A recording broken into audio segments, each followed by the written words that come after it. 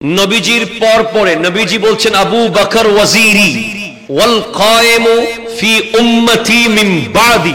আবু বকর হলো আমার রিপ্রেজেন্টেটিভ, আমার ওয়াজির, আমার পর পর এই উম্মতের দায়িত্ব নেবে সিদ্দিক আকবর। এর পর পর হযরত ওমর ফারুক আযম রাদিয়াল্লাহু তাআলা ওনাকে একজন বলেছে আপনি তো নবীজির খলিফা।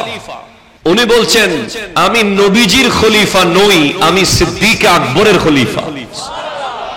তাহলে নবীজির যতক্ষণ আছেন ততক্ষণ মাযহাব নবীজি নিজে, নবীজি দুনিয়া থেকে পর্দা করার পরে মাযহাব সিদ্দিক আকবর, সিদ্দিক আকবর রাদিয়াল্লাহু তাআলা আনহুর পরে মাযহাব ফারুক আযম, ফারুক আযম রাদিয়াল্লাহু তাআলা আনহুর পরে মাযহাব উসমান যুন্নুরাইন, ওনার পরে মাযহাব মাওলা আলী, সুবহানাল্লাহ পড়েন না।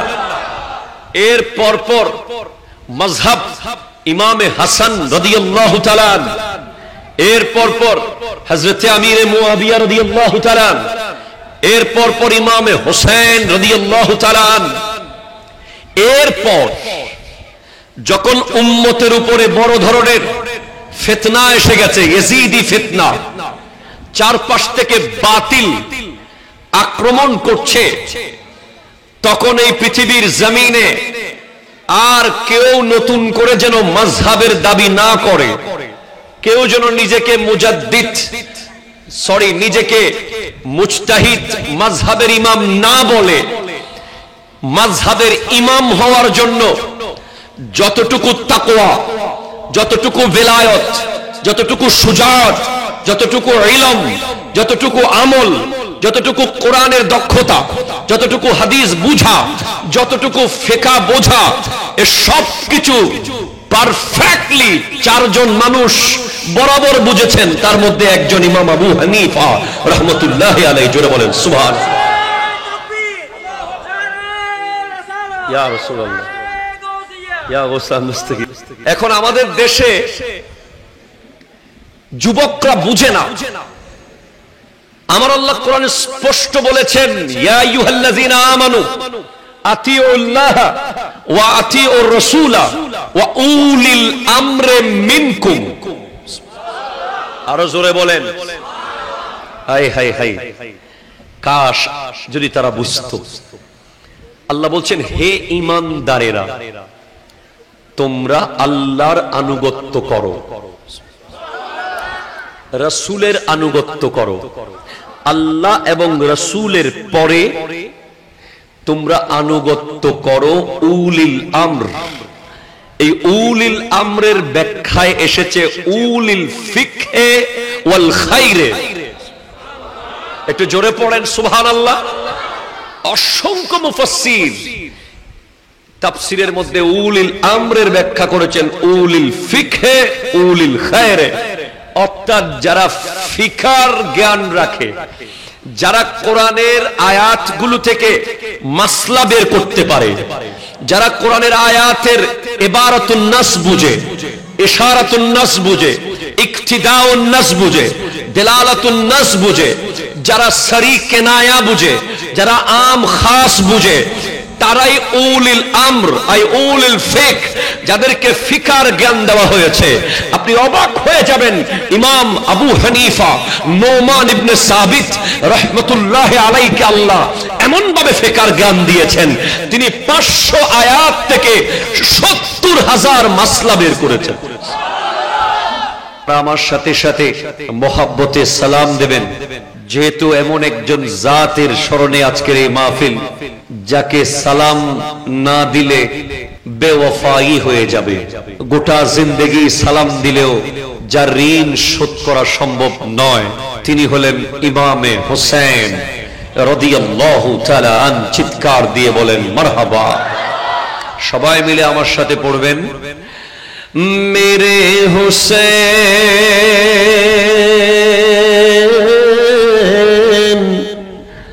तुझे सलाम, मेरे हुसैन तुझे सलाम, मेरे हुसैन तुझे सलाम, मेरे हुसैन तुझे सलाम, अस्सलाम या हुसैन, माशाअल्लाह, अस्सलाम या हुसैन, अस्सलाम या हुसैन, बोलो या हुसैन, अस्सलाम या हुसैन। जिनको धोखे से कूफा बुलाया गया, जिनको बैठे बिठाए सताया गया, जिनको बैठे बिठाए सताया गया, जिनके बच्चों को प्यासा रुलाया गया, जिनके गर्दन पे खंजर चलाया गया, उस हुसैन इब्न हैदर पे लाखों सलाम, या हुसैन, अस्सलाम या हुसैन, अस्सलाम या हुसैन, मेरे हुसैन तुझे सलाम, मेरे हुसैन तुझे सलाम, मेरे हुसैन तुझे सलाम, मेरे हुसैन तुझे सलाम, अस्सलाम, अस्सलाम या हुसैन, या हुसैन, जिसने हक करबला में अदा कर दिया, जिसने हक करबला में अदा कर दिया, अपने नाना का वादा वफा कर दिया, अपने नाना का वादा वफा कर दिया, घर का घर सब सुपर्दे खुदा कर दिया, घर का घर सब सुपर्दे खुदा कर दिया, उस हुसैन इब्न हैदर पे लाखों सलाम,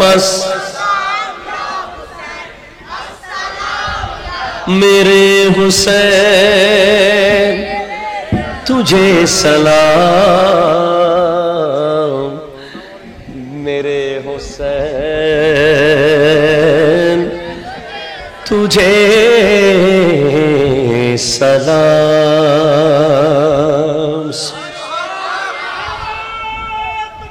अल्लाहु अकबर, या रसूल अल्लाह, या गौसुल आज़म दस्तगीर, जिंदाबाद जिंदाबाদ জিন্দাবাদ। আমরা সকলে সূরা ফাতিহা পড়ি, ঠিক কিনা বলেন? আমরা যারা মুসলমান, আমরা যারা নামাজে যাই, আমাদের প্রতিদিনের নিশ্চিত একটা বিষয় থাকে, সেটা হলো কোরআন কারীমের সূরা ফাতিহা। এই সূরা ফাতিহার যে আয়াতগুলো আছে আপনারা সবাই জানেন।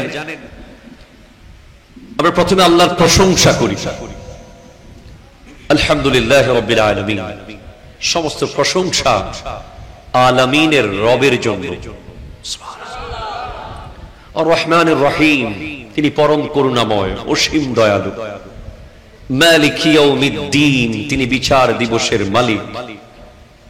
ইয়াকা না'বুদু ওয়া ইয়াকা নাস্তাঈন, আমরা তোমারই ইবাদত করি, তোমার কাছেই প্রার্থনা করি সাহায্য। এরপর বলি ইহদিনাস সিরাতাল মুস্তাকিম, আমাদেরকে সঠিক পথ দেখাও। একটু জোরে বলবেন না সুবহানাল্লাহ। সঠিক পথ, মাযহাব শব্দের অর্থ হলো রাস্তা। সিরাতে মুস্তাকিম যেটা,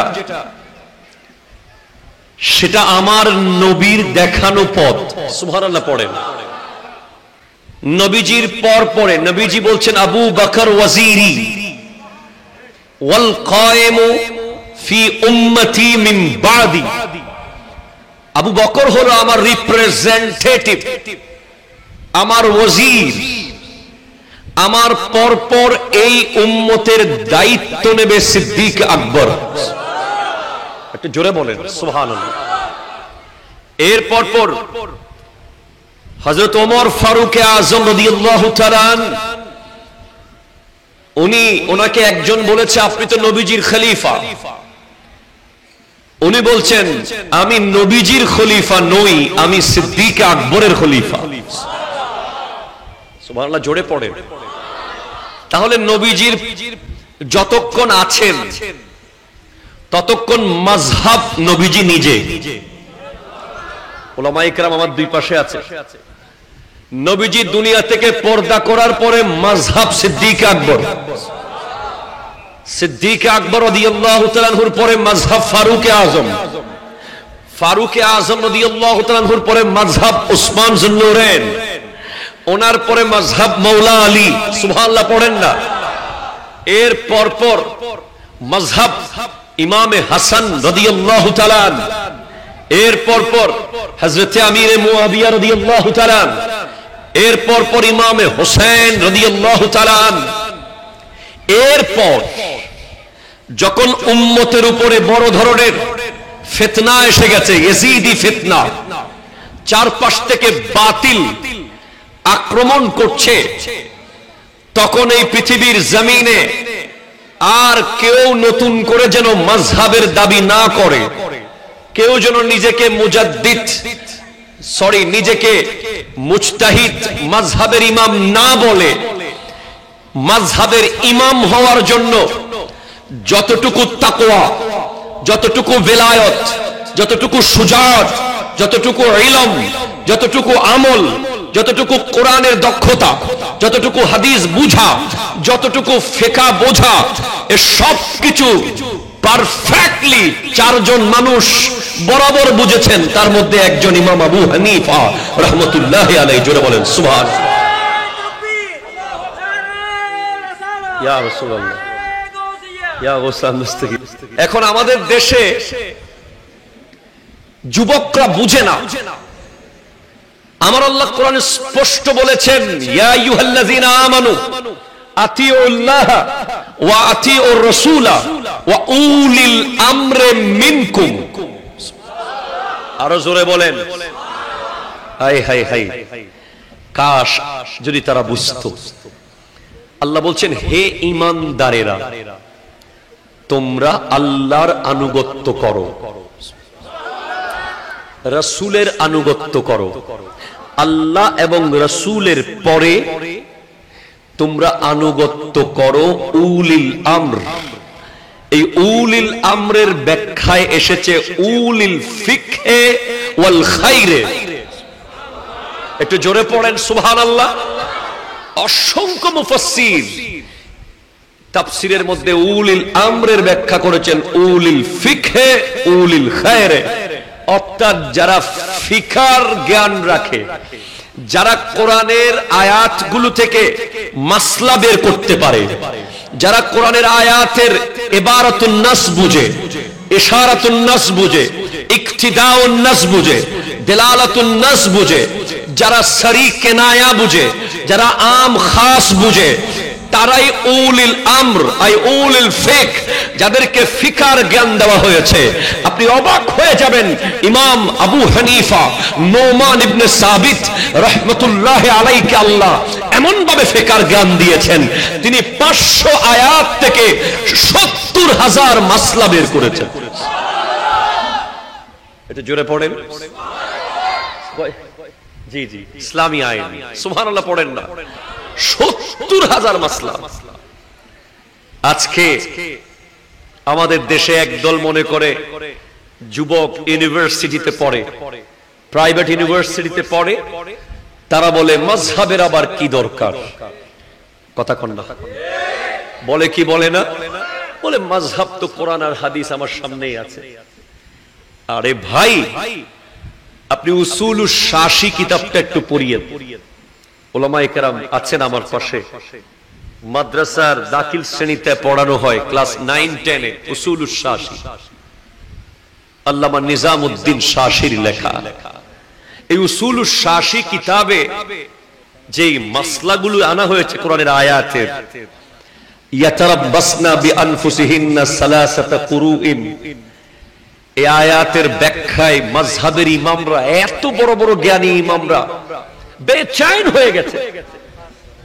কোনটা আম, কোনটা খাস, কোনটা মুশতারাক, কোনটা মুআవ్বাল, কোনটা সরি, কোনটা কেনায়া, যে আল্লাহ কি বুঝাতে চেয়েছেন, আল্লাহর উদ্দেশ্য কি আয়াত দ্বারা।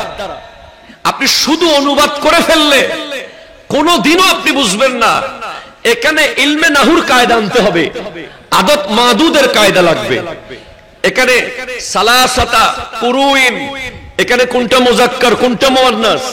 একটা মাযহাবের ইমাম হওয়ার জন্য তাকে ইলমে নাহু শিখতে হবে, ইলমে সরফ লাগবে, ইলমে বালাগাত লাগবে, ইলমে মানতিক লাগবে, ইলমে উসুল লাগবে, উসুলে হাদিস লাগবে, উসুলে ফিকহ লাগবে।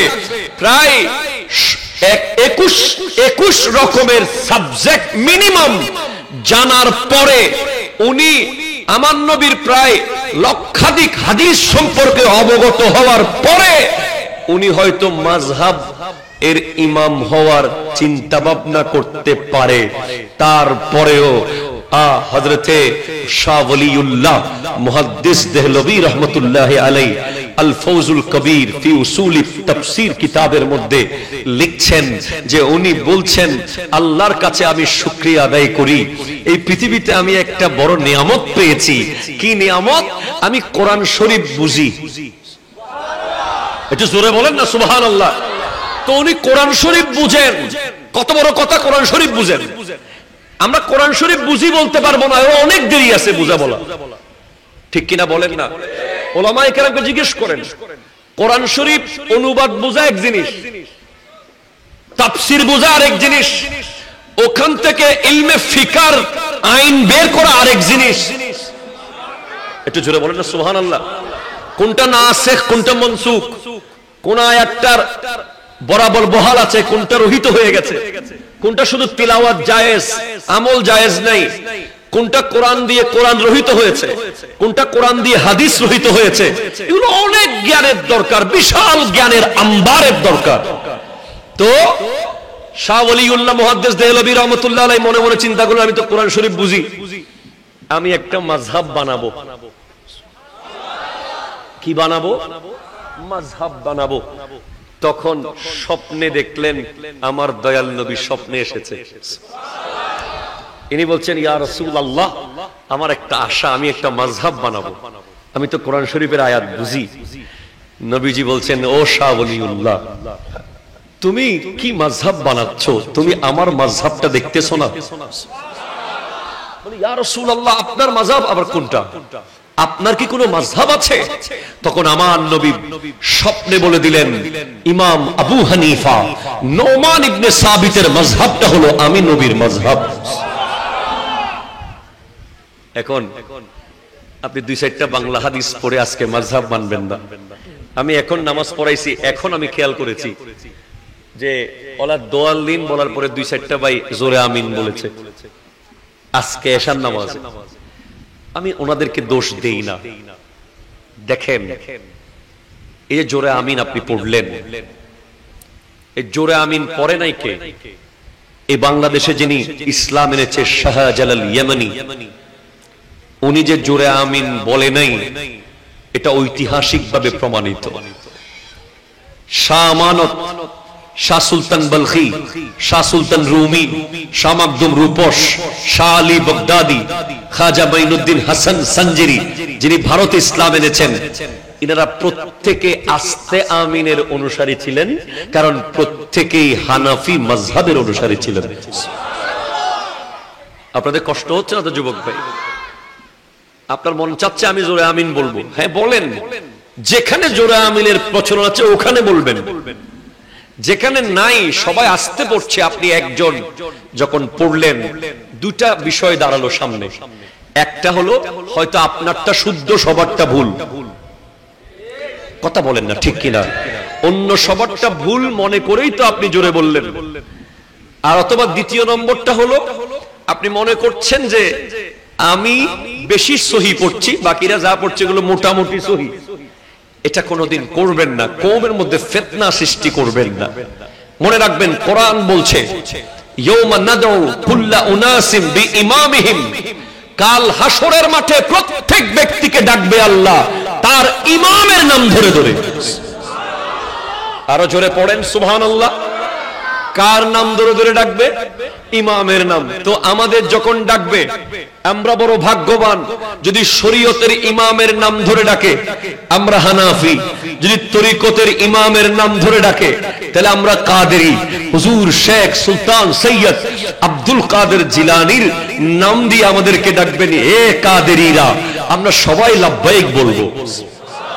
অথবা যদি বলে এ হানাফিরা, আমরা সবাই লাব্বাইক বলবো। আজকের দিনে আপনি যে মাযহাব মানেন না, আপনি যে মাযহাব মানতে চান না, এটা একটা বিশাল ষড়যন্ত্র, এটা একটা বিশাল প্ল্যানিং। যদি আপনি বুঝতেন এই প্ল্যানিংটা, আপনি কখনো লামাযহাবী হতেন না।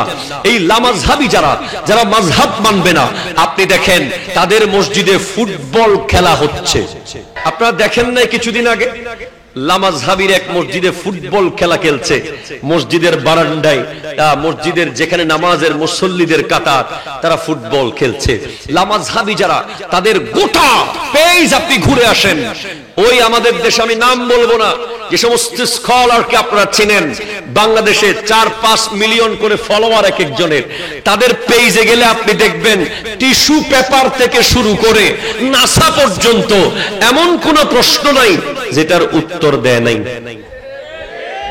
আপনি কথা বলেন, আপনি সার্চ করেন টিস্যু ব্যবহার করা যায় কিনা, দেখবেন আমাদের শাইখ সাহেবের উত্তর এসে যাবে, যিনি রিসেন্টলি আমাদেরকে কোরবানির গোশতের একটা অংশ খাওয়ার অনুমতি দিয়েছিলেন। কথা জোরে বলেন না ঠিক কিনা?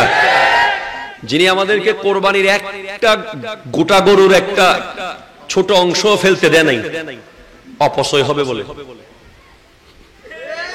কথা কন ঠিক কিনা? আমি বড় অবাক হয়ে যাই। আরে গোটা পেজে টিস্যু ব্যবহার করা যায় কিনা, গ্লাসের পানি খাওয়া যায় কিনা, প্রাণ খাওয়া যাবে কিনা, ইট মাইকের উপর দেওয়া যাবে কিনা, তারপরে আপনার এমন কোন প্রশ্ন নাই আপনি উত্তর পাবেন না। কিন্তু আপনি গোটা মুহররম মাস চলে যাচ্ছে, আপনি তাদের পেজে 5 মিনিটের আহলে বাইতের মোহাব্বতের একটা বক্তব্য খুঁজে পাবেন না। আপনি পেলে আমাকে দেখায়েন, পাঠায়েন, আমি শায়েখকে ভালোবাসি। আপনি শুনেছেন কিছুদিন আগে যারা মাযহাব মানে না তাদের মুখ দিয়ে বের হচ্ছে আমার নবী 40 বছর আগে নাকি নবী ছিলেন না। আপনারা শুনেন নাই? শুনেছেন কিনা বলেন না? তারাই আবার মাযহাব মানে না। তারা মাযহাব কেমনে মানবে? মাযহাব মানলে তো নবী ওলির প্রেমিক হতে হবে, ঠিক কিনা বলেন না? মাযহাব মানলে তো ইমাম আবু হানিফা রাহমাতুল্লাহি আলাইহি ওনাকে মানতে হবে। তো ইমাম আবু হানিফা কি বলছেন? লাউলা সানাতান লা হালাকান নুমান। আমি আবু হানিফাকে তোমরা গোটা পৃথিবীর মানুষ অনেক বড় আলেম মনে করতেছো। ইমাম আবু হানিফা সম্পর্কে হযরতে ইমাম মালিক রাহমাতুল্লাহি আলাইহিকে জিজ্ঞেস করা হয়েছে যে ইমাম আবু হানিফাকে আপনি এত শ্রদ্ধা করেন কেন? তিনি বলছেন ইমাম আবু হানিফার কাছে এত এলম আছে, এত এলম আছে, উনি যদি একটা মাটির দেয়ালকে স্বর্ণ বলে উনি সেটাকে স্বর্ণ প্রমাণ করার ক্ষমতা রাখে। এত এলম ওনাকে আল্লাহ দিয়েছেন। তো ইমাম আবু হানিফার মতো আলেম যিনি কোরআন শরীফের আয়াতের পরদে পরদে গবেষণা করেছেন, হাদিসের ইবারতের গভীরে গভীরে গবেষণা করেছেন, ওনাকে আল্লাহ এমন নেয়ামত দিয়েছেন যে ওনার ব্রেইনটা এমন জায়গায় আল্লাহ কাজে লাগিয়েছেন যে রব্বুল আলামিনের মনসা কি, আমার নবীর মনসা কি, আল্লাহ এই আয়াত দ্বারা কি বুঝাতে চেয়েছেন, নবী এই হাদিস দ্বারা কি জানাতে চেয়েছেন, এটা বোঝার মতো সেই ব্রেইন আল্লাহ দিয়েছে ইমাম আবু হানিফা রাহমাতুল্লাহ। সেজন্য আমার নবী বলেছেন ঈমান যদি সুরাইয়া তারার ভিতরে ঢুকে যায় সেখান থেকে বের করে নিয়ে আসতে পারবে একজন রজুলে ফারেস, ইমাম আবু হানিফা রাহমাতুল্লাহ আলাইহি। 80 হিজরিতে যার জন্ম, 150 হিজরিতে যার ইন্তেকাল, ইমাম শাফিঈ রাহমাতুল্লাহ আলাইহি ওনার পরের প্লেস যার, উনি পর্যন্ত কোন মাসলায় আটকে গেলে ইমাম আবু হানিফার মাজারে গিয়ে 2 রাকাত নামাজ আল্লাহর জন্য পড়ে দোয়া করতেন, মাসলা হল হয়ে যেত। ইমাম আবু হানিফা, ওনার কি দরকার ছিল আরেকজনকে ফলো করা? উনি গোটা কোরআন শরীফের 500 আয়াত থেকে যিনি 70,000 মাসলা বের করেছেন, ওনার মাযহাব গোটা বিশ্ব মানছে, উনি একজনকে মেনেছেন, হযরত ইমাম জাফর সাদিক রাদিয়াল্লাহু তাআলা আনহু। ওনার সোহবতে 2 বছর ছিলেন। আর ইমাম আবু হানিফা রাহমাতুল্লাহ আলাইহি বলছেন, লাউলা সানাতান লাহালাকান নুমান, আমার জীবনে যদি ইমাম জাফরে সাদিকের সোহবতে 2টা বছর কাটাতে না পারতাম, আমি আবু হানিফা ধ্বংস হয়ে যেতাম। আল্লাহু আকবার বলেন। আপনি কি বলবেন? আপনি জানেন ইমাম বুখারী রাহমাতুল্লাহ আলাইহি, যার লিখিত কিতাব গোটা বিশ্বের সবচেয়ে, কোরআনের পরে সবচেয়ে সহিহ, ঠিক কিনা বলেন না? আল জামি' আল মুসনাদ আল মুখতাসার আস সহিহ মিন উমুরি রাসূলিল্লাহ সাল্লাল্লাহু আলাইহি ওয়াসাল্লাম ওয়া সুনানিহি ওয়া আইয়ামিহি। সবচেয়ে নিখুঁত যে বুখারীর হাদিসগুলো, যার কাছে প্রায় 1 লক্ষ হাদিস মুখস্থ ছিল। আরো জোরে হন না সুবহানাল্লাহ। যাতে 1 লাখ হাদিস মুখস্থ, ইবেতে মাযহাব মানন করেন না, ওয়া হন না বাজি মানন করিব না হন। ইমাম বুখারী নিজেই শাফিঈ মাযহাবের অনুসারী ছিলেন। 1 লাখ হাদিস মুখস্থ থাকার পরেও উনি শাফিঈ মাযহাবের দিকে উনি ছিলেন। গৌসুল আজম আব্দুল কাদের জিলানী রাহমাতুল্লাহ আলাইহি, যিনি বলছেন, দারাসতুল ইলমা হাত্তা সিরতু কুতবান, আমি আব্দুল কাদের জিলানী এলম শিখতে শিখতে কুতুব হয়েছি। আরো জোরে বলেন সুবহানাল্লাহ। মুরিদি লা তখফ কহি কর তসল্লি दी गुलामों को कयामत तक रहे बे खौफ बंदा, गौसे आज़म का खुदा के फजल से हम पर है साया, ज़म का हमें दो नो जहां में है सहारा। সুবহানাল্লাহ, জোরে পড়েন।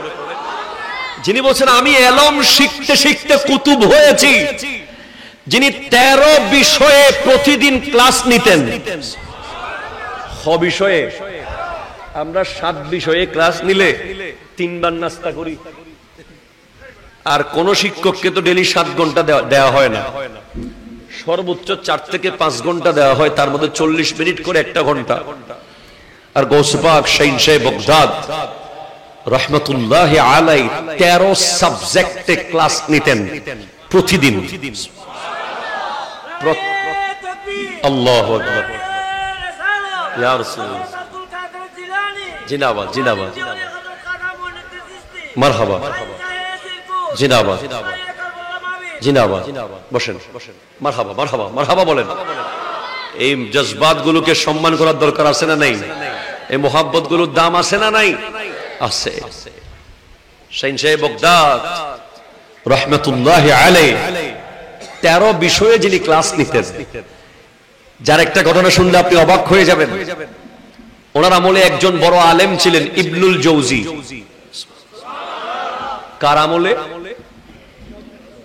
গৌসে পাকের আমলের আলেম ইবনুল জৌজি। ইবনুল জৌজি বলছেন, কিরে সব মানুষ খালি আব্দুল কাদের জিলানী রাহমাতুল্লাহ আলাইহির মাহফিলে যাচ্ছে, আমার প্রোগ্রামে মানুষ নাই।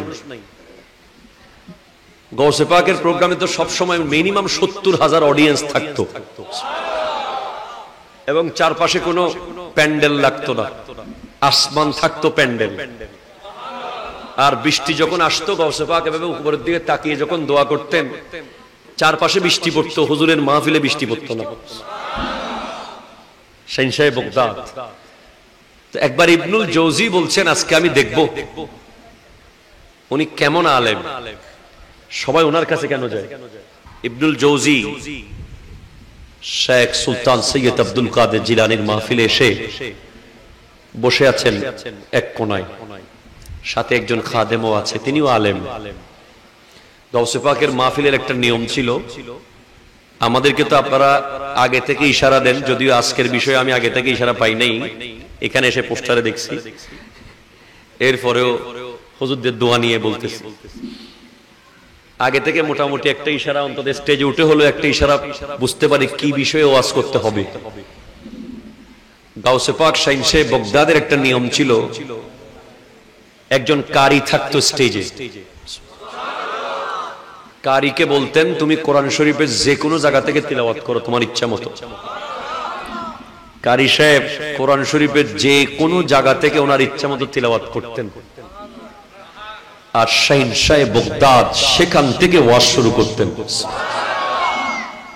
তো ইবনুল জৌজি দেখতেছেন আজকের আয়াতটা তো বহুত কঠিন আয়াত, দেখি কি তাফসীর করে।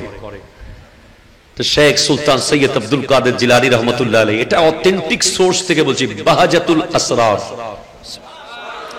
যেটা বুখারীর কাছাকাছি মজবুত সনদে লেখা। ইমাম বুখারীর বুখারী শরীফ সহিহ হওয়ার কারণ কি?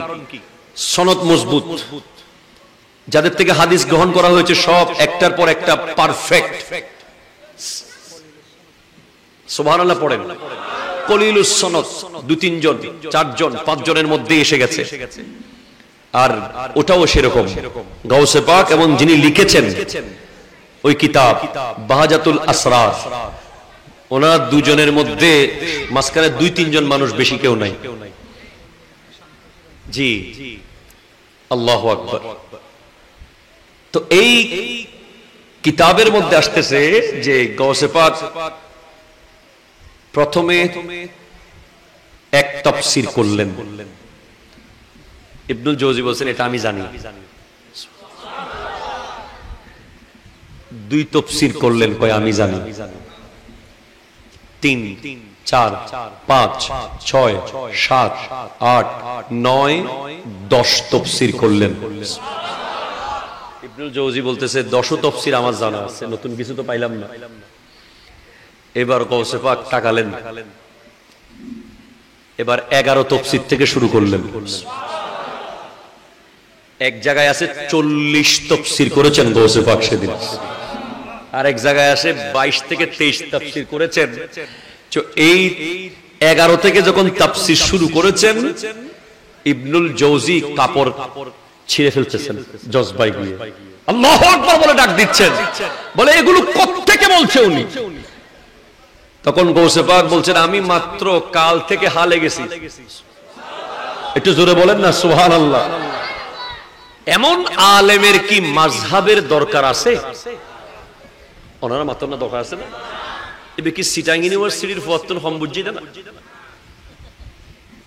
আর প্রাইভেট ইউনিভার্সিটির বায়ক কল, যারা বাংলা হাদিস পড়ে পড়ে মাযহাব মানতে চায় না, নিজে নিজে সব সমাধান দিয়ে দেয়, জানাজার নামাজের পরে দোয়া করতে চায় না। ঠিক কিনা কথা বলেন না? আসে না নাই কথা বলেন। ওনারা কি আব্দুল কাদের জিলানীর চেয়ে বেশি জ্ঞানী? আপনি বলেন, খোদার কসম করে বলেন, বেশি জ্ঞানী হবে? যিনি বলছেন নাজারতু ইলা বিলাদিল্লাহ জামআন কাখারদালাতিন আলা হুকমি ইত্তিসালি, আল্লাহর সমস্ত শহর আমি আব্দুল কাদের জিলানীর হাতে রায়ের দানার মতো। উনি পর্যন্ত হাম্বলি মাযহাবের অনুসারী ছিলেন। আপনি মাযহাব মানতেছেন না? আশ্চর্য হয়ে গেলাম। আমি পুরো বেকুব হয়ে যাই যখন দেখি আমার বাংলাদেশে কিছু পোলাপাইন মাযহাব মানে না। কয় আমগরে ওমা এক সিএনজি ড্রাইভার একবার আমারে কয়, ওই তো মিলাদুন নবী হাদিসে আসেনি। আমি কই ও মাশাআল্লাহ, তোমার সিএনজিটা হাদিসে আসেনি? আমি বই হাদিসে আছে তো। কই কার হাদিসে আছে? কয় আমি কই ইমাম বুখারীর হাদিসে আছে তো। হ্যাঁ, কই ইমাম বুখারী নবীর জামানায় ছিল না। কি কি কথা দেখেন, কি কি কথা মাথায় ঢুকিয়ে দেওয়া হচ্ছে। এখন কি করেছে দেখেন, ওদের প্ল্যানটা কি। এখন আমি যে জায়গায় বলবো 15 মিনিট কনসেন্ট্রেট, আপনাদের ঈমান সেভ করার জন্য বলবো। ধরেন আপনি আমার মাথায় ঢুকিয়ে দিয়েছেন যে মিনারেল ওয়াটার খাওয়া যাবে না। কেন? এই প্রাণ মিনারেল ওয়াটারের ভিতরে এই জামিলা আছে, ফ্রেশের ভিতরে ওই জামিলা আছে, মামের ভিতরে ওই জামিলা আছে। এখন আমি পানি দেখলে টেনশন করতেছি, খাবো কি খাবো না। তো যারা লামাযহাবী তারা আপনাদের মাথায় একটা কনফিউশন ঢুকিয়ে দিয়েছে, অথচ আজকে থেকে 10 বছর আগেও আপনি মিলাদ কিয়াম করার সময় চিন্তা করেন নাই, ঠিক কিনা কথা বলেন না? আপনি আল্লাহর ওলির উরসে যাওয়ার সময় চিন্তা করেন নাই, আপনি দ্বীনি কোনো কাজ করার সময় ভাবেন নাই যে কি করছেন না করছেন। আপনার মধ্যে জজবা ছিল, আপনি লাইলাতুল কদরে মসজিদে এসে ভরপুর করে ফেলেছেন, লাইলাতুল বরাতে সারা রাত নামাজ পড়েছেন, লাইলাতুল মেরাজের 1 সপ্তাহ আগে থেকে প্রস্তুতি নিয়েছেন। আপনি 8 রাকাত কোনোদিন তারাবি পড়েন নাই, 20 রাকাত পড়েছেন, ঠিক কিনা কথা জোরে বলেন।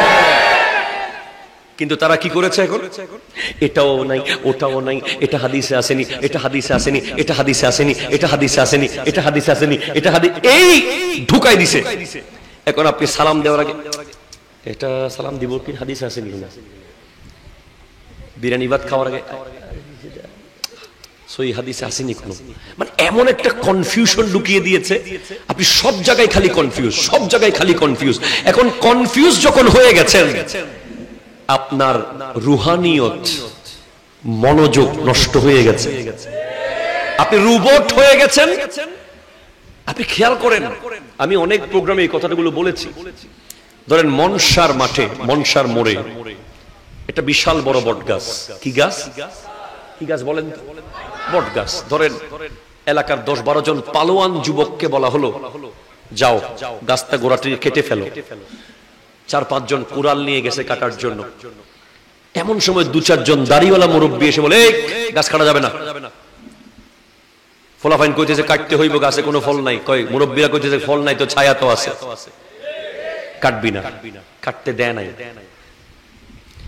কিন্তু যুবকরা নিশ্চিত করেছে কেটেই ছাড়বো। আমার নবীর আমলেও ইমানের গাছ কাটতে চেয়েছে তারা, নবীজি কাটতে দেন নাই।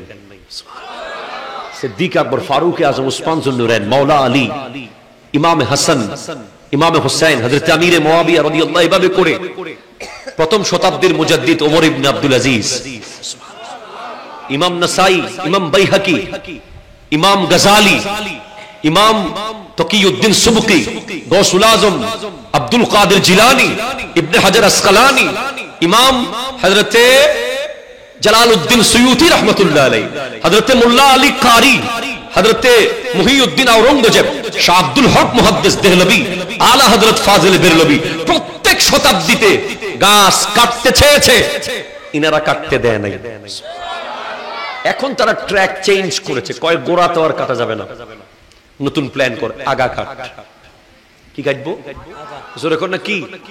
রাতে 3টা বাজে আগায় একটা কোপ মারবি, 3 মাস সুখ থাকবি, 3 মাস পরে আরেকটা কোপ মারবি, 6 মাস পরে আরেকটা মারার পর 9 মাস পরে যখন মারবি, মানুষ অটোমেটিক ইউজ টু হয়ে যাবে। মানুষের গাছের ঢাল কাটা দেখতে দেখতে অভ্যাস হয়ে যাবে, তখন আর প্রতিবাদ করবে না। মনে করেন যেদিন লামাযহাবীরা এই বাংলাদেশে মাথা চারা দিয়েছিল, হঠাৎ যখন বলেছে তারা শবে বরাত বেদাত, ঠিক কিনা? তারাবির নামাজ 8 রাকাত, সেদিন প্রতিবাদ হয়েছে কি হয় নাই? কথা বলেন, প্রতিবাদ কম না বেশি হয়েছে? অনেক বেশি প্রতিবাদ হয়েছে তখন। এখন প্রতিবাদ হয়? হচ্ছে, কারণ মানুষ এখন অভ্যস্ত হয়ে গেছে। মানুষ কখনো মাথায় আনতে পারে নাই হাদিস আবার জাল হতে পারে। মানুষের কখনো মাথায় ছিল না হাদিস যে জাল হয়, কারণ হাদিস কখনো জাল হয় না, সনদ জাল হতে পারে। নবীর হাদিসকে সহজে জাল বলা যাবে না। আর এই বাংলাদেশে জাল হাদিস ওলামায়ে কেরাম কখনো আসতে দেয় নাই। আল্লামা গাজী শেরে বাংলা রহমতুল্লাহ আলাইহি, এত বড় বড় আলেম, আলা হযরতের মসলক যে বাংলাদেশে চলমান আছে, সেই বাংলাদেশের সুন্নিরা কখনো জাল হাদিস আমল করতে পারে না, ঠিক কিনা কথা বলে? এটা মিথ্যা গুজব ছড়িয়ে দেওয়া হয়েছে। এখন কি করেছে? প্রথমে আপনাদের কষ্ট হচ্ছে নাকি? প্রথমে গাছের ডাল কাটবে, ওই জায়গা বরাবর ওখান থেকে দিচ্ছে সাদা সাদা কাগজ। হ্যাঁ, লাগলে আরো লবি। কথা কর না, ঠিক কিনা কর না? কয় বস কোন ডালটা কাটবো? কবি মিলাদুন নবী বেদাত কেটে দে গস করে দিছে কাইটটা। কিছুদিন প্রতিবাদ হইছে, এরপরে 2-4 জন কয় আরে এত বড় স্কলার, মদিনা ইউনিভার্সিটি থেকে পড়ে আসছে, মক্কা ইউনিভার্সিটি থেকে পড়ে আসছে, আল আজহারের ছাত্র, কেমনে বলবে ভুল? মনে হয় শাইখ ঠিকই বলতেছে, এরকম কইয়া 2-4 জন মিলাদুন নবী থেকে সরে গেছে। এরপর সেকেন্ড 3-4 মাস 1 বছর চুপ। নেক্সট কুপ, কালিমার মধ্যে আল্লাহ এবং রসুল পাশাপাশি থাকতে পারবে না। সেকেন্ড কুপ, আমরা প্রতিবাদ, তোমরা প্রতিবাদ। আস্তে আস্তে সেটাও সেট হয়ে গেছে। বাংলাদেশের বিভিন্ন জেলায় তুমি গিয়ে দেখো, এখন মসজিদে শুধু আল্লাহ আছে, মুহাম্মদ নাই। লা ইলাহা ইল্লাল্লাহ আছে, মুহাম্মদুর রাসূলুল্লাহ নিচে নামাই দেওয়া হয়েছে, টাইলস ভেঙে ফেলা হয়েছে। সেকেন্ড কুপ, আমি আর তুমি ইউজ টু হয়ে গেছি। থার্ড কুপ, কয় ওলি আল্লাহর মাজারে যাওয়া শিরিক, যাওয়া বেদাত। অথচ মাজারের নামে যে ভণ্ডামি যেগুলো চলে, সেগুলোর বিরুদ্ধে আমরাও বলি, তারাও বলে। ঠিক কিনা কথা বলেন না? কিন্তু তারা টেকনিক করে, তারা একটা শব্দ বুলি নিছে, শব্দ বোমা, শব্দ গুলি, সেটা হলো মাজার পূজারি। ঠিক কিনা বলেন? এটা হলো শব্দ, শব্দাস্ত্র, শব্দ দিয়ে অস্ত্র বানিয়েছে তারা। তারা আমাদেরকে আক্রমণ করার জন্য মাজার পূজারি একটা শব্দ দিছে, এরপরে বেদাতি 2টা শব্দ লাগায়া শুধু শুধু কোনো কারণ ছাড়া আমাদেরকে ট্যাগ লাগিয়েছে। আচ্ছা গেল, এরপরে কয় উপর থেকে কইতেছে এই মুসলমানের পোলারা এখনো মসজিদে যায় কেন? কাটাকাটি করস নাই? কয় অনেক তো কাটে দিছি, মাহফিলে আসে না, কিয়াম করে না, মিলাদুন নবী মানে না, উরসে যায় না, আর কি কাটবো? কয় এই বেটা সবে বরাত কাটি দে। সবে বরাতে ফোলাফাইন সব একবারে আতর টাতর লাগাইয়া মসজিদে যায়, আল্লাহ আল্লাহ করে, মোবাইলের গেম বন্ধ করে দেয়। আমাদের গেম ব্যবসা কম হচ্ছে, ইন্টারনেট ব্যবসা কম হচ্ছে। কয় বস দিতাছি দিতাছি, তাড়াতাড়ি তাড়াতাড়ি ক, তাড়াতাড়ি ক। কইয়া দিছে আস্তে করে 3-4 জন মুরব্বী মিল্লা। কয় সবে বরাত তো বেদাত। আমাদের কিছু যুবকরাও খুশি হয়ে গেছে, কয় সারা রাত তো আর নামাজ পড়তে হইব না, যাই বিদেশি মালয়েশিয়ার কম্বল একটা আছে, ওইটার নিচে ঘুমাইয়া যাই। কথা কোন ঠিক কিনা কোন না? এরপরে কয় সবে মেরাজ একটা আছে, তো ওটা কি করবি? কয় সবে বরাত তো বেদাত কইছি, মেরাজও বেদাত কইয়া দিমু, নতুন কিছু কয় সবে মেরাজের ডেট ঠিক নাই। কথা কন না, ঠিক কিনা কথা কন না? কয় মেরাজও খাইয়া দিছি। কয় আর কি বাকি আছে রে? কয় জানাজার নামাজের পরে সুন্নিয়া মাদ্রাসা থেকে হুজুর একটা আইনা এমন দোয়া করায়, এই দোয়া করলে তো মানুষ কবর কবর হাসর হাসর করে। ফলাফাইন তো আর্জেন্টিনা ব্রাজিল সব ছাইরা দিব। সবার দিলে তো আল্লাহর ভয় ঢুকি যাইতেছে। কয় তাড়াতাড়ি ক, তাড়াতাড়ি ক। কি কমু? জানাজার পরে দোয়ারে কি কম? বেদাত কমু? কয় এটা তো আগে অনেকবার কইছস, নতুন কিছু ক। কয় জানাজা তো ডেট টেট কিছু নাই, কি কমু? কয় নতুন কবি, জানাজাই তো দোয়া, আবার দোয়ার কি দরকার? কথা কন না, ঠিক কিনা কন না? এরপরে আর কি বাকি আছে? কয় ওই জাকারিয়া হুজুর একজন আছে, খতিব সাহেব হুজুর, নামাজের পরে হাত তুল্লা মোনাজাত করে। যখন এমন মোনাজাত করে মানুষ তো কাঁদে আর কাঁদে। ফুলাফাইন তো আল্লাহওয়ালা হয়ে যাইতেছে, ওদিকে টেনশন বসের বাড়ি যাইতেছে। ঠিক কিনা কোন না? তোমরা যত বেশি আল্লাহওয়ালা হবে, যুবকরা যত বেশি মসজিদে অবস্থান করবে, যত বেশি মোনাজাত আর দোয়া করবে, তত বেশি ইসলাম বিরোধী শক্তির কলিজা তরতর করে কাঁপবে। ঠিক কিনা কথা বলো? আর তোমরা যত বেশি মোনাজাত ছেড়ে দেবে, তোমাদের চুল যত বেশি ওই ইউরোপিয়ান স্টাইলে কাটবে, যত বেশি তোমাদের পরনের কাপড় ওই ইউরোপিয়ান আমেরিকানদের, ইহুদি খ্রিস্টানদের মতো হবে, ততই তাদের মন খুশি হবে। ঠিক কিনা বলো? এখন কয় মোনাজাত ও বেদাত মারা দে তাড়াতাড়ি, নাইলে তো মোনাজাত কইরা কইরা সব তো আল্লাহওয়ালা হয়ে যাইব। আমি নিজেও আমার গ্রামে রাউজানে বাড়ি যাইতেছি একবার, আমার বাড়ি থেকে মাত্র 2 কিলো আগে মসজিদে নামাজ পড়তে ঢুকছি মাগরিবের নামাজের পরে। আমি কল্পনাও করতে পারি নাই যে আমার এলাকায় এই জিনিস লুকিয়ে গেছে। আমি আস্তে করে হুজুর ইমাম সাহেব হুজুর নামাজ তো শুরু করে দিয়েছে, আমি পিছনে গিয়ে দাঁড়াইছি, সালাম ফিরাই আমি হাত ধরে বসে আছি, দেখি ইমাম সাহেব জাগাত নাই। আমি পুরো বেকুব, আমি হাত ধরে বসে আছি, ইমাম সাহেব দেখতেছি চেয়ারে ওই কোনায় বসে গেছে। কিরে লোকজন দিকে দাঁড়াই গেছে, নামাজ মোনাজাত করে না। আমি তারপর নিজে নিজে মোনাজাত করলাম। আমি কইলাম, হুজুর ব্যাপার কি, মোনাজাত করলেন না? মোনাজাত তো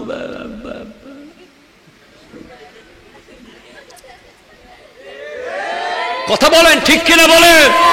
আপনি অফিসের বসের কাছে গিয়ে বাবা বাবা করতে পারেন, আপনি মসজিদ কমিটির সভাপতিকে জি হুজুর করতে পারেন। আল্লাহর জন্য হাত তুলতে আপনার এত বেদাত কিসের? আপনি বাটপা, ঠিক কিনা কথা জোরে বলেন। যেই হুজুর মোনাজাত করেন আপনারা অফিসে আদালতে যেখানে যেখানে যান, তারে ধুইরা গাড়িতে তুললা জামিয়াতে লই আইবেন। হাত তুলে বলেন না, পারবেন কি ইনশাআল্লাহ? বলেন না। তবে হুজুর গাড়ি ভাড়া আমার, খাবারও আমার, দুপুরের লাঞ্চও আমার, রাতে ডিনারও আমার, আসেন জামিয়াতে চলেন। আইন না বসাই দিবেন। এখন প্রত্যেকটা ব্যাংক, প্রত্যেকটা অফিসের মধ্যে এই মোনাজাতকে বন্ধ করে দেওয়া হয়েছে, ঠিক কিনা কথা বলেন। বিভিন্ন জায়গার মসজিদগুলোতে এখন, চট্টগ্রামের বাইরে তো দুরবস্থা। আমি যেখানে ঢাকায় জুমা পড়াই খিলগাঁওতে 100 বছর ধরে আহলে হাদিসের অবস্থান। আলহামদুলিল্লাহ আজকে 4 বছর জুমা পড়াচ্ছি। তাদের মসজিদের একটা মানুষও এখন নাইয়ের অবস্থা। আর কখনো এসে সাহস করতে পারে নাই যে হুজুর এটা বেদাত, ওটা শিরক। আলহামদুলিল্লাহ কোনোদিন পারবে না, কারণ শের মিল্লাত নাইমি সাহেব হুজুরের কদমের ধুলা মাথায় আছে। খতিবে বাঙ্গালের ক্লাসে বসার সুযোগ হয়েছে।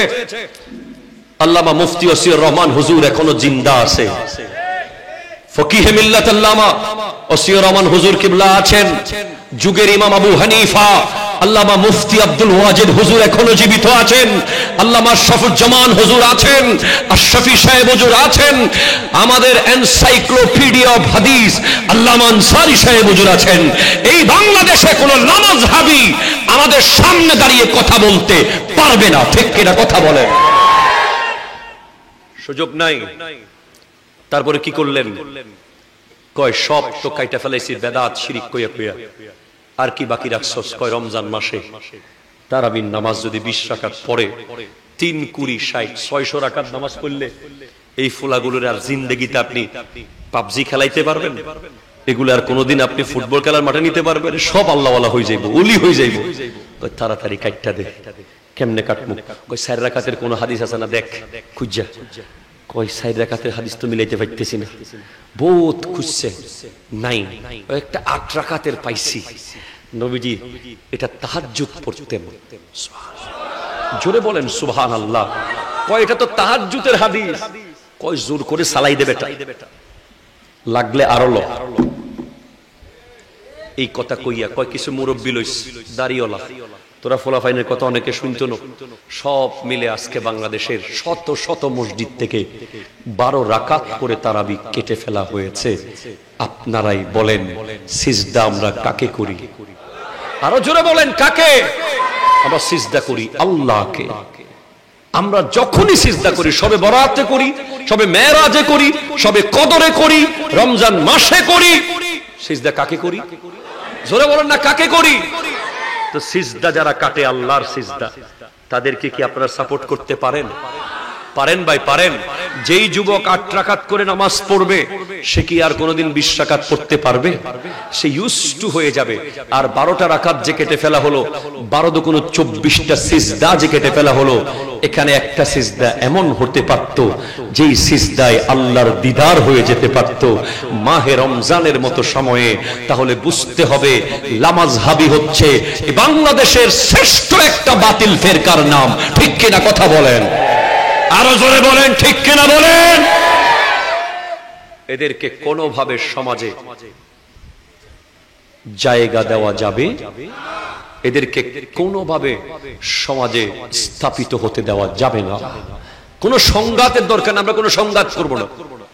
জাস্ট বলবেন আমাদের জামিয়া থেকে হুজুর আসবে, অথবা আপনি চলেন, বসেন, কথা বলেন।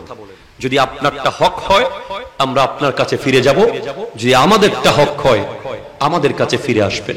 এটা উসুলুশ শাসী গ্রন্থের একটা অধ্যায় আছেন, নসের অধ্যায়, নুসুস। এখানে 4টা নস, 4 প্রকার নস। একটা হলো ইবারাতুন নস, মা সিকাল কালামু লি আজলিহি ওয়া ইউরিদু বিহি কাসদান। জোরে বলেন সুবহানাল্লাহ। অর্থাৎ আয়াতটাকে যে উদ্দেশ্যে চালানো হয়েছে, যেমন লিল ফুকারাইল মুহাজিরিন আল্লাযিনা ইউখরিজু মিন দিয়ারিহিম, যাদেরকে মক্কা থেকে বের করে দেওয়া হয়েছে তাদের জন্য গনিমতের মাল হালাল। এখন এখান থেকে ইবারাতুন নাস হচ্ছে এটাই যে তারা গনিমতের মাল নিতে পারবে। ইশারাতুন নাস হচ্ছে তারা যে ওখান থেকে চলে এসেছে,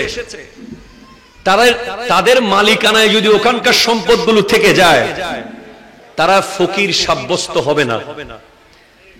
তাদের মালিক, তাদের সম্পদের মালিক হয়ে গেছে মক্কার কাফেররা। তারা তো এক কাপড়ে চলে এসেছে, এটা ইশারাতুন নাস। এভাবে সুম্মা আতিম্মুস সিয়ামা ইলাল লাইল, তোমরা রাত পর্যন্ত রোজা রাখো। সুবহানাল্লাহ বলেন না, আরো জোরে বলেন সুবহানাল্লাহ। হ্যাঁ, এই যে আমরা রমজান মাসে যে নাকে পানি দিই, কি দি বলেন তো? নাকে পানি দেওয়া যায় আছে কিনা? দিলে কি রোজা ভেঙে যাবে? গড়গড়া কুলি করলে রোজা ভেঙে যাবে? আমাদের যুবকদের গোসল ফরজ হয়, রমজান মাসে যদি গোসল ফরজ হয় রোজা ভেঙে যাবে? জোরে কর না। অনেকে আমাদেরকে জিজ্ঞেস করেন, হুজুর রমজান মাসে গোসল ফরজ হয়েছে, রোজা কি ভেঙে যাবে? ভাঙবে না। নারীরা যে তরকারির লবণ দেখে রোজা ভাঙবে? ভাঙবে না। কেন? সাপোজ ধরেন স্বামী আর স্ত্রী একজন আরেকজন থেকে আলাদা হয়েছে, কখন? যখন জাস্ট সেহরির টাইম শেষ হয়েছে। সেহরির টাইম শেষ, একজন আরেকজন থেকে আলাদা হয়েছে। উসুলুশ শাসির কিতাবের কথা বলছি। এখন তাদের রোজা শুরু হয়ে গেছে, এখন তারা আর একসাথে নাই, কারণ রোজার সময় স্বামী স্ত্রীর মিলন হারাম। এখন আলাদা যেই মুহূর্তে হয়েছে ঠিক সেই মুহূর্তেই রোজা শুরু হয়ে গেছে। এখন দুজনেই অপবিত্র অবস্থায় রোজার ভিতরে ঢুকে গেছে, গোসল করার টাইম নাই। অবশ্যই দুজনের রোজা হয়ে যাবে, এতে কোনো অসুবিধা। একটু জোরে বলেন না সুবহানাল্লাহ। এটা কার মাথায় এসেছে? ইমাম আবু হানিফা রাহমাতুল্লাহি আলাইহির মাথায়। তো এখান থেকে উনি কি কি মাসলা বের করলেন? এখন উনি গোসল যেহেতু ফরজ, রোজাও আছে, এখন ফরজ গোসল করার সময় নাকে পানি দিতে হয় কি হয় না? মুখে কুলি করতে হবে কি হবে না? নালে ফরজ গোসল হবে। এখন আপনি মনে করেন কক্সবাজার আছেন, এখন আপনি যখন কুলি করতেছেন সমুদ্রের পানি লবণ না কি লবণ না? লবণ কিনা বলেন না? তাহলে সমুদ্রের পানি যখন লবণাত্মক, আপনি যখন কুলি করলেন আপনার মুখে স্বাদ গেছে কি যায় নাই? এখান থেকে ইমাম আবু হানিফা বের করেছেন মাসলা যে মা বোনেরা রমজান মাসে তরকারির লবণ দেখতে পারবে। আরো জোরে বলেন না সুবহানাল্লাহ। এখান থেকে আরো অসংখ্য মাসলা বের হয়েছে। যদি আরেকবার কোনোদিন আসি উসুলুশ শাসি সামনে নিয়ে আসবো, শুধু একটার পর একটা মাসলা বুঝাবো, আপনারা অবাক হয়ে যাবেন যে আগর ইমাম আবু হানিফা না হতা, ইমাম আবু হানিফা যদি না হতেন আমরা এক একটা কদম দিতে খবর খবর হয়ে যেত। ঠিক কিনা কথা বলেন? আজকে এত সহজে ইসলাম এত ইজিলি প্র্যাকটিস করছেন। সবচেয়ে সহজ মাযহাব, সবচেয়ে মকবুল মাযহাব হানাফি মাযহাব। একটু জোরে বলেন না সুবহানাল্লাহ। উসুলুশ শাসির আরেকটা কায়দা বলি, এটা দালালাতুল উরুফ বলা হয়। কেউ বলতেছে আল্লাহর কসম আমি মাথা খাবো না। কি বলছে? যে আল্লাহর কসম আমি মাথা কর না, মাথা খাবো না। এখন যদি সে কিসের মাথা খাবে না আসলে? এখন সে মনে করেন খাইছে মুরগির মাথা, কসম ভাঙবে না। সে খাইছে হাঁসের মাথা, কসম ভাঙবে না। কেন? এটাকে দালালাতুল উরুফ বলা হয়। অর্থাৎ মাথা বলতে যেটা সবাই বুঝে। আমরা সবাই কিসের মাথা বুঝি? বাজারে গেলে আজকে একটা মাথা কিনবো, কিসের মাথা কিনি? হ্যাঁ, মাছের মাথা, অথবা আমরা অনেক জায়গায় গরু মাথা কিনি। ঠিক কিনা বলেন না? যে এলাকায় সবাই মাছের মাথা বেশি বুঝে সেই এলাকার উরুফ হবে মাছের মাথা খেলে শুধু কসম ভাঙবে, অন্য কোনো কিছুর মাথা খাইলে কসম ভাঙবে না। গরুর মাথা খাইলে কসম ভাঙবে, অন্য কিছুর মাথা খাইলে কসম ভাঙবে না। এটাকে দালালাতুল উরুফ বলা হয়। এটা ইমাম আবু হানিফা বের করেছেন। এগুলো হানাফি মাযহাব থেকে বের হয়েছে। উসুলুশ শাসি এটা হানাফি মাযহাবের কিতাব। সুবহানাল্লাহ বলেন না। এরকম আরো বহু কিছু আছে কোরআন শরীফের আয়াতে।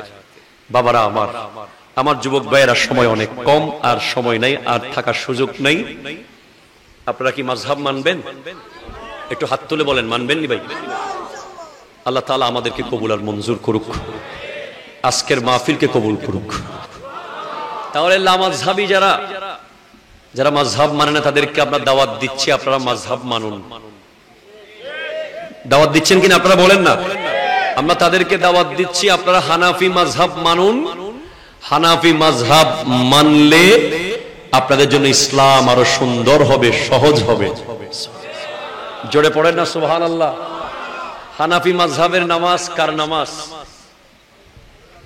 নবীর নামাজ। সুবহানাল্লাহ পড়েন। হুজুর কেমনে? কারণ ইমাম আবু হানিফা রাহমাতুল্লাহি আলাইহি 6 জন মতান্তরে প্রায় 20 জন সাহাবীর সুহবত পেয়েছেন। তাহলে আপনি পড়েন, আপনি বলেন সাহাবী নামাজ পড়েছে কাকে দেখে দেখে? জোরে হন না, হারে চাই হার পিছে নামাজ সাহাবীলে মসজিদে। সাহাবীদের ইমাম কে ছিলেন? আমার নবী। নবী যেভাবে নামাজ পড়েছেন সাহাবায়ে কেরাম সেইভাবে নামাজ পড়েছেন। এখন ইমাম আবু হানিফা নামাজ পড়েছেন সাহাবায়ে কেরামের বেশ কয়েকজন সদস্যের পিছে। তাহলে সাহাবার ইমাম নবী, ইমাম আবু হানিফার ইমাম সাহাবা। তাহলে নবী যেমনে নামাজ পড়েছে সাহাবা তেমনে পড়েছে, সাহাবা যেমনে পড়েছে ইমাম আবু হানিফা তেমনে পড়েছে। আমরা নিশ্চিতভাবে বুঝলাম হানাফি মাযহাবের যে নামাজের নিয়ম। কোথায় হাত? হাত কোথায়? জোরে কোন না, কোথায়? নাবিতে, নাবির উপরে। কোথায় বলেন তো? নাবির। মারা কোথায় পড়বে? বুকে। সুবহানাল্লাহ পড়েন। নাবির নিচে, হ্যাঁ, জাস্ট একটু নিচে, নাবির সাথে লাগিয়ে। মা বোনেরা পড়বে কোথায়? বুকে। এরপরে আপনার আর কোন তাকবীর রফে ইয়াদাইন নাই, একবার রফে ইয়াদাইন। সুবহানাল্লাহ পড়েন। এরপরে আমিন জোরে বলার দরকার, আমিন আস্তে পড়বেন। এই যে টোটাল হানাফি মাযহাবের নামাজ, যেটা আপনার দাদা পড়েছে, আপনার পরদাদা পড়েছে, আমাদের উলামায়ে কেরাম পড়েছেন, সেটাই হলো আমার নবীর নামাজ। একটু জোরে পড়েন না সুবহানাল্লাহ। শবে বরাত নিয়ে গেছে, তারাবির নামাজ, মুনাজাত, জানাজার পরে দোয়া। তো কি নিলেন, কি দিলেন? কি নিলেন, কি দিলেন? আপনি একটা নিলে একটা দিতে হবে না আপনাকে? তো দিয়েছেন কি? Mobile game. কথা বলেন না, ঠিক কিনা বলেন? দিয়েছেন কি? ফুটবল। দিয়েছেন কি? ক্রিকেট। দিয়েছেন এই বিশ্বকাপ গেলে ওই বিশ্বকাপ, এই বিশ্বকাপ গেলে সেই বিশ্বকাপ, বিশ্ববারের বিশ্বকাপ, ফন্দেশুবারের বিশ্বকাপ, আবার এই ফিফা, ওই কোপা। কথা কথা ঠিক কিনা বলেন না? এই একটা না একটা নিয়ে আপনি ব্যস্ত। কারণ আপনার কাছ থেকে নামাজ কমিয়ে, মুনাজাত কমিয়ে, দোয়া কমিয়ে, কিয়াম কমিয়ে, মিলাদ কমিয়ে, জিয়ারত কমিয়ে সব কেটে ছেটে মোটামুটি রাখছে, শুধু কোনো মতে ইমানটা নিয়ে আসেন। যে কোনো সময় বলে দেবে যে কোরআন শরীফ ও বেজাল। নাউযুবিল্লাহ মিন যালিক। বড় সতর্ক থাকবেন। যেখানে ইসলাম চর্চা হবে আপনার বিবেক বলবে এটা জায়েজ, ঠিক কিনা বলেন না? সন্দেহ হলো উলামায়ে কেরামকে জিজ্ঞেস করবেন, 1 মিনিট ফোন দেবেন, জামিয়াতে চলে যাবেন। শুধুমাত্র ফেসবুক আর ইউটিউব দেখে নিজের ঈমান আমলকে বিচার করবেন না। এরপর কোরআন বলছে ইয়াউমা নাদউ কুল্লা উনাসিম বিইমামিহিম, কাল হাসরের মাঠে ইমামের নাম ধরে ধরে ডাকবে। যারা লামাযহাবী তাদের তো কোনো ইমামই নাই। কথা কোন না, ঠিক কিনা? ডাকবে কাকে? কার নাম ধরে? তারা দাঁড়িয়ে থাকবে, আমাদেরকে ডাকবে, আমরা চলে যাব ইনশাআল্লাহ। আর মাযহাব মানলে তো আরো বড় সুবিধা, আপনি খাসরের মাঠে বলতে পারবেন আল্লাহ আমার দোষ নাই, মা আবু হানিফা যেভাবে শিখেছে সেভাবে করছি।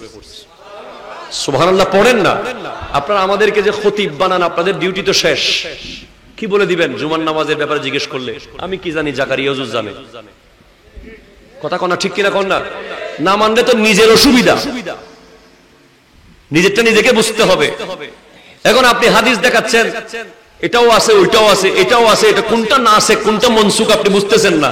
আমার নবী 17 মাস তো মসজিদে আকসার দিকে নামাজ পড়েছে, আপনি হাদিস এটা তো আছে, আপনি তাহলে ওইদিকে ফিরে নামাজ পড়েন 17 মাস। মানুষে আপনারা পাগল ডাকবো না? দেখবো কিনা বলেন না? আপনি কাবার দিকে কেন নামাজ পড়েন? কয় হুজুর মসজিদে আকসার দিকে যে নামাজ পড়েছে ওইটা আগের হাদিস, কাবার দিকেরটা পরের হাদিস। ওইটা হলো হাদিস, পরেরটা হলো সুন্নাহ। সেজন্য আমরা আহলে সুন্নাত ওয়াল জামাত, আহলে হাদিস নই। এ ধরনের কোন দল উপদলের ব্যাপারে আমার নবীর কোনো ইশারা নেই, কোনো ইঙ্গিত নেই। যেটা আছে আহলে সুন্নাত ওয়াল জামাত। আল্লাহ পাক আমাদেরকে আহলে সুন্নাত ওয়াল জামাতের উপরে অটল থাকার তৌফিক দান করুক। মুঝে কুফা वालों मुसाफिर न समझो, मैं आया नहीं हूँ बुलाया गया हूँ, कि मेहमान बना कर सताया गया हूँ। मैं रोया नहीं हूँ रुलाया गया हूँ। खुदा जाने कैसी है ये मेजबानी, 72 पियासू कहे बंद पानी, मुक़द्दर में है हो ज़े कौसर का पीना। मैं प्यासा नहीं हूँ पिलाया गया हूँ।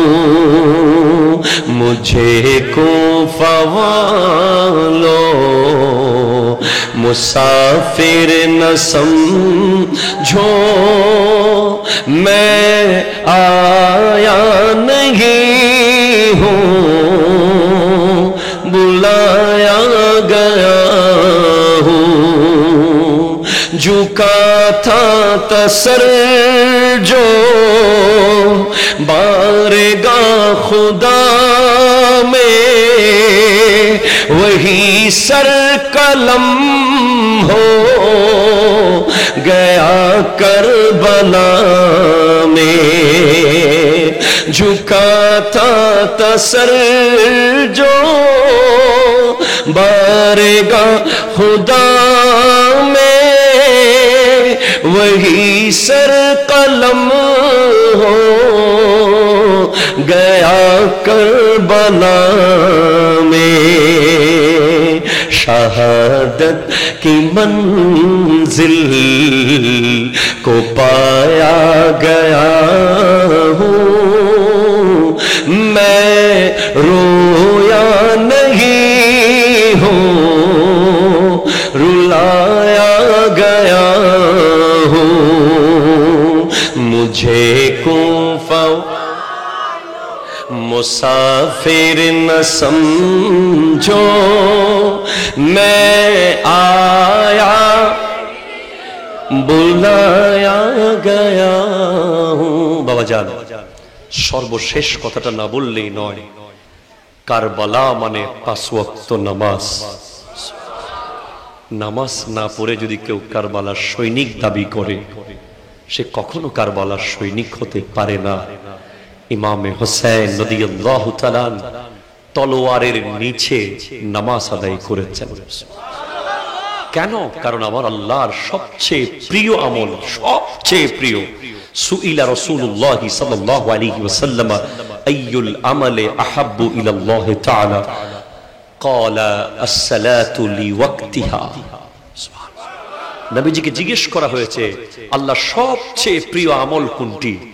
নবীজি বলছেন জাস্ট টাইম নামাজ পড়া হচ্ছে আল্লাহ পাকের সবচেয়ে প্রিয় আমল। এরপর নবী সাল্লাল্লাহু আলাইহি ওয়াসাল্লাম বলেছেন আমার এই পৃথিবীতে তিনটা জিনিস প্রিয়, বড় প্রিয়। তার মধ্যে একটা হলো ওয়াজুইলাত কুররাতু আইনি ফিস সালাত, নামাজের ভিতরে চক্ষু শীতল হওয়া। উম্মত যখন নামাজ পড়ে নবীজির চক্ষু শীতল হয়ে যায়। কারবালার মাটি ইমামে হুসাইন রাদিয়াল্লাহু তাআলা আনহু সিজদা করেছেন। কেন? নানা জান গোটা জিন্দেগি হুসাইনের চক্ষু শীতল করেছে। আজ হুসাইন যেতে যেতে সিজদা করছে কারবালার মাটি আল্লাহর জন্য। মদিনার রওজায় নানা জানের চক্ষু শীতল হয়ে যাচ্ছে।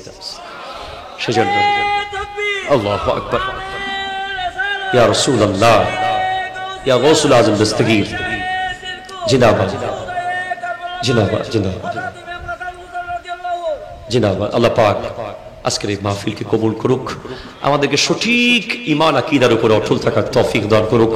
ওয়া মা আলাইনা ইল্লাল বালাগ ওয়া আখিরু দা'ওয়ানা আলহামদুলিল্লাহি রাব্বিল আলামিন।